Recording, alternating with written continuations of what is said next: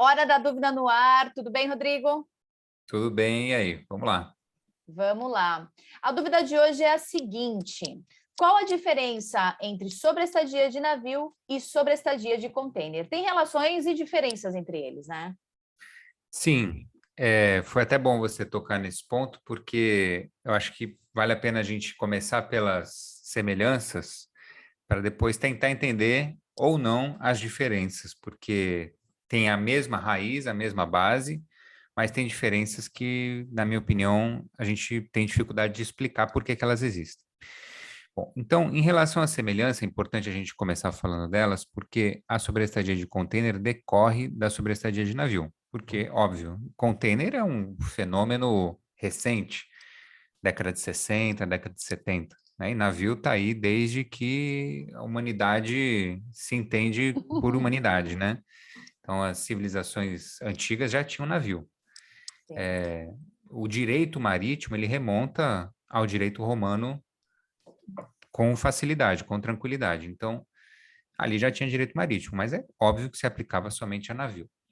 Bom, então, o container, ele decorre dessa lógica da sobreestadia de navio.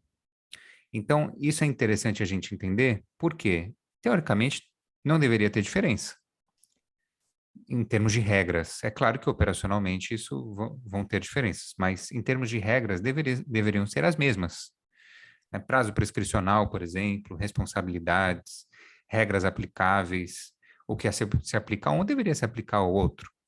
Porém, não é assim que acontece.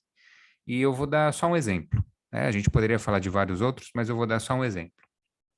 Um exemplo, por exemplo, ou um exemplo, por exemplo, não. Um exemplo que eu queria dar para ilustrar é o seguinte: é, na sobreestadia de navio, existem regras que são adotadas e aplicadas internacionalmente há muito tempo, que chama Voyage Rules, ou Voyage Rules, né? Que são as regras da viagem, e da viagem marítima, e isso há um consenso na comunidade internacional sobre essas regras. Então, por que que isso é bom? Porque é como o Incoterm, né? Que são as regras também criadas para o contrato de compra e venda. Aqui eu estou falando do contrato de transporte, né? É sempre importante a gente separar. Mas é como se fosse o Incoterm, porque o Incoterm ele facilita muito as transações e os Voila Rules também.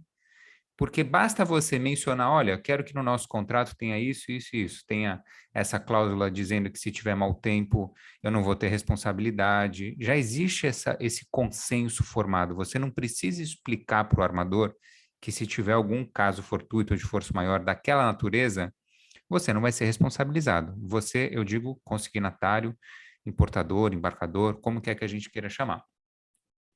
Então, a falta dessa transposição dessas regras para a sobreestadia de container é uma das diferenças. Porque não existe essa tradição, essa cultura na sobreestadia de container. As pessoas ainda não ligaram uma coisa com a outra e fizeram essa ponte.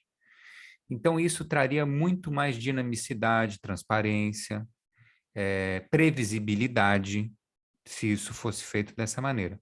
Então, essa é uma diferença. Essas regras não são aplicadas costumeiramente. Não que não poderiam ser aplicadas, mas costumeiramente não são aplicadas.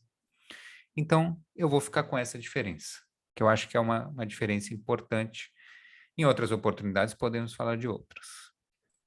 Maravilha, obrigada. E se você ainda tiver dúvida a respeito de diferenças entre sobreestadia de container e de navio ou outras questões ligadas ao direito marítimo, mande para a gente. A gente está no Instagram, no YouTube, estamos lá em @marchioliminas. Acesse lá, mande um direct, mande comentários, a gente está sempre à disposição. Obrigada, Rodrigo. Até a próxima.